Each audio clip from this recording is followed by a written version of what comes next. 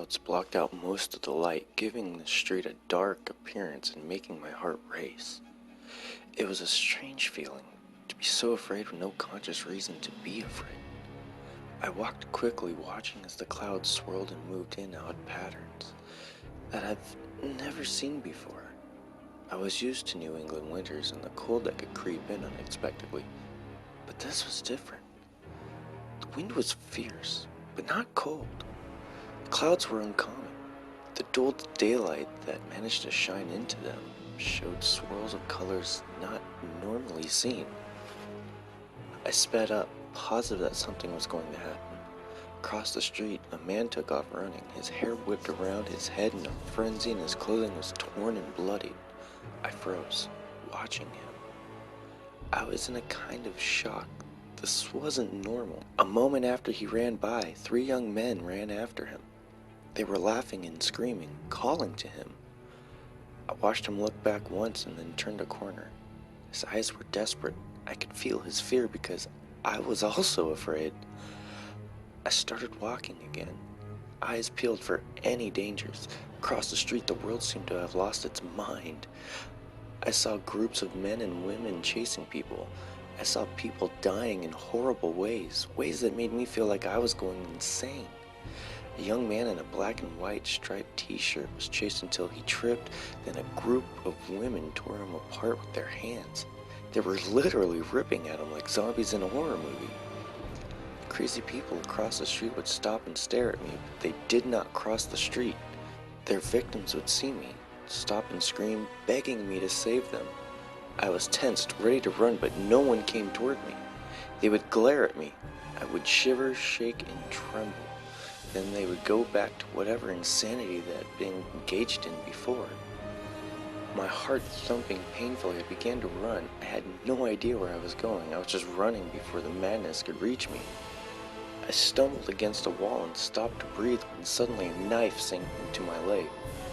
At first, I did not feel any pain. The shock was way too great. After what seemed like hours, my leg began to burn and I squealed. I looked up and across the street was the wild-looking man I had seen being chased by a gang. His eyes were wild and his hair red with blood.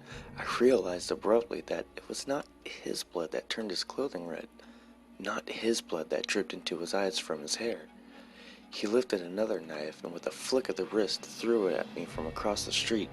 I screamed and fell onto the ground, the knife in my leg digging deeper as I landed on it. The pain was so intense that I felt my vision going black. I yelled at myself I couldn't pass out. The man would kill me. Without a shout of glee, the man raised another knife, aiming again. This time, I would not be able to move away.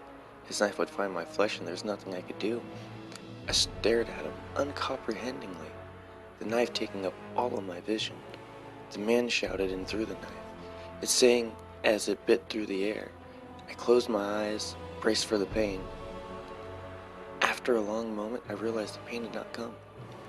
Had the man missed? I squinted.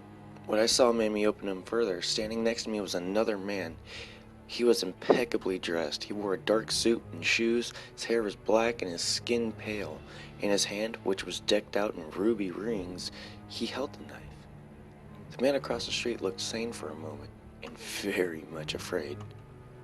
"She is mine," the man said, and while his voice was barely more than a whisper, it carried across the wind and over screaming in the street. The wild man heard and dropped to the ground, begging and crying. I could not understand what was going on. Suddenly, the well-dressed man threw the knife back toward the wild man and it landed perfectly, deep in his back. The wild man screamed, and the well-dressed man smiled. The blade began to glow without cause. It burst into flames. The fire spread down the wild man's tattered clothing. Within moments, he was engulfed in flames. The well-dressed man turned toward me and I began to tremble in earnest. His eyes were the deepest blue they seemed to see into me. He knelt beside me, carefully not to let his knee touch the sidewalk. Without a word, he reached down and pulled the knife from my leg and I bawled. My screaming faded into hysterical sobbing and the man smiled, pleased with the sound of my pain. He reached up, his hand inches from my face, and I pulled back, but there was nowhere to go. He laughed softly, reached out. I closed my eyes tightly. Time passed slowly. I was afraid to open my eyes. When I finally did open them, I realized I was on the school campus lawn. A dream? I began to realize I had fallen asleep lying in the grass while studying. Laughter bubbled up hysterically. I gathered my books together and stood quickly, but fell.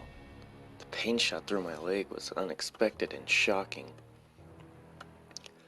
I pulled up my jeans to show a nearly healed wound in my leg, right where the blade had cut me.